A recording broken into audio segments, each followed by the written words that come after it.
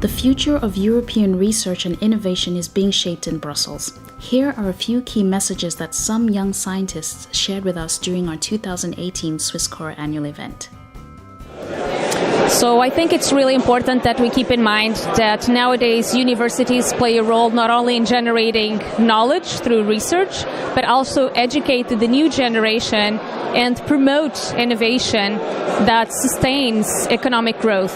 But for that, we really need to get conditions in Europe to retrain and recruit the brightest researchers so that Europe can really remain as a competitive and innovation place. Nowadays, policymakers deal with global challenges such as climate change and aging population.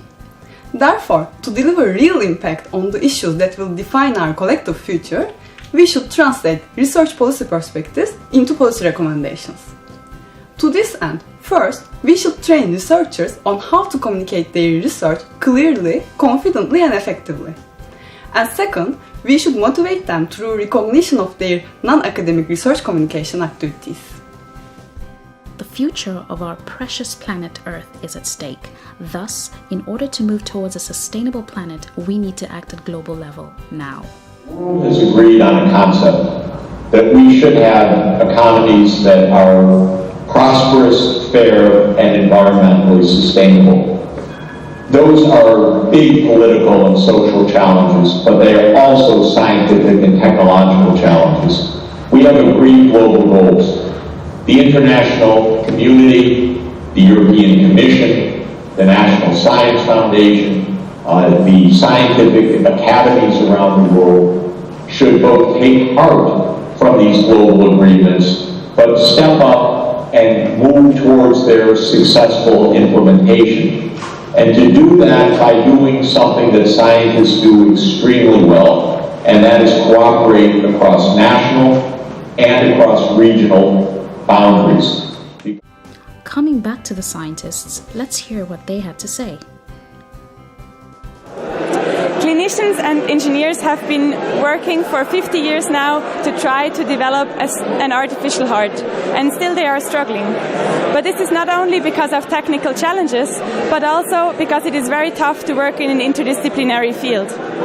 National and European research policymakers can change this by enabling more flexible funding schemes, allowing for a change in time of projects, but also by bringing together both parties at a very early stage to discuss the important research questions.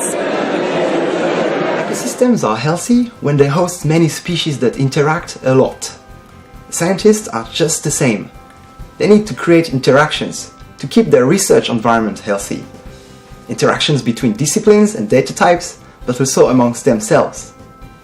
For that, not only data and metadata, but also the entire review and publication processes must be completely open and transparent.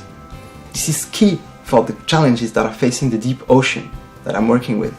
We need to move marine science into the omics era, and it must be accompanied by open science and policy making.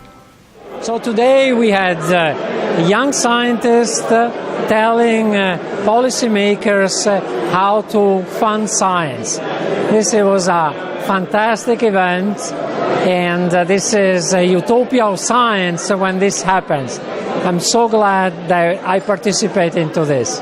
It was fun. Brings us to the end of our video. We hope you enjoyed it. Please feel free to follow us on Twitter, Facebook, and LinkedIn.